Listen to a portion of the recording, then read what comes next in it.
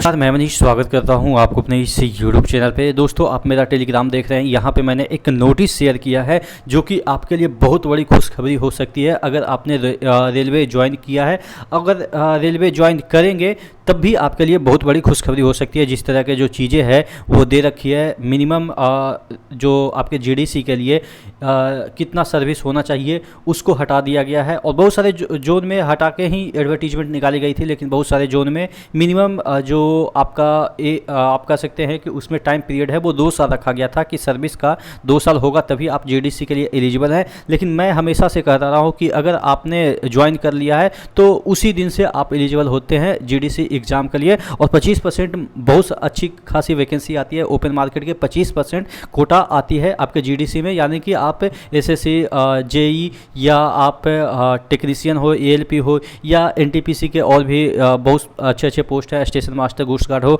तमाम जो पोस्ट है उसके लिए अप्लाई कर सकते हैं। अगर आपने ग्रुप डी अभी ज्वाइन किया है तो और भी अच्छी खबर है, क्योंकि आप पढ़ाई में निरंतर बने हुए हैं तो आपके लिए अच्छी खबर है। देख लेते हैं 6 तारीख के डेट में ये वाला जो नोटिस है वो निकला है। उसमें ये क्लेरिफिकेशन दिया है, railway regular employee for appearing GDC prescribing minimum service condition for the serving railway employee. कहने का मतलब ये है कि इसमें क्लैरिफिकेशन दिया गया है कि क्या मिनिमम सर्विस पीरियड होना चाहिए जीडीसी एग्ज़ाम के लिए। तो इस बॉडी में लिखा गया है, देखिएगा, attention is invited to board's letter number, railway board letter number session sir dated 20/6/2023 wherein instruction were issued for conducting general departmental competitive exam GDC for filling up of 25% of direct recruitment. कहने का मतलब ये है कि इस letter number से 25% recruitment जो open market की है उसको भरने के लिए जीडीसी का नोटिस निकला था।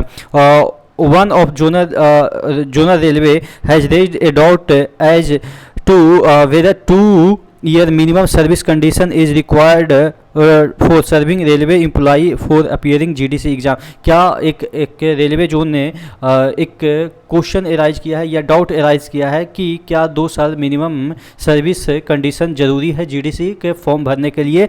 तो यहाँ पे रिप्लाई में आया है कि मतलब इतना सारा बॉडी में लिखा गया है कि देखिएगा, the issue of prescribing any minimum residency period to become eligible for further GDC is still under deliberation in this office. However, on the basis of precedence of practice followed all along by most railway in term of instruction RBE 12993, it is clarified that while reiterating that regular employee are eligible, no minimum, यहाँ पे देखिएगा, no minimum service condition has now been prescribed for appearing in this round GDC examination। यानी कि कहने का मतलब ये है कि कोई सर्विस पीरियड यहाँ पे निर्धारित नहीं किया गया है, मिनिमम सर्विस पीरियड की इतना आपको चाहिए ही। Zonal Railway who have already advertised the 2-year service to be eligible for GDC are also advised to issue corrigendum to remove the 2-year restriction and re-invite application, giving a reasonable time to employee who may have been excluded earlier on this account to apply and then scrutinize the same and finalize their list of eligible। कहने का मतलब ये है कि जो भी railway 2 साल का मिनिमम जो सर्विस पीरियड रख दिए थे कि 2 साल जब तक आपका सर्विस नहीं है तब तक आप फॉर्म नहीं भरेंगे, तो वो एक बार फिर से एडवर्टीजमेंट निकालेंगे और इस बार प्रॉपर टाइम देंगे लोगों को, जिससे कि जो छूट गए हैं बच्चे 2 साल की वजह से उनको फॉर्म फिल करने का मौका दिया जाए। ठीक है, कहने का मतलब ये है कि दोबारा से अब फॉर्म निकलेगा जीडीसी का, जो जोन 2 साल का मिनिमम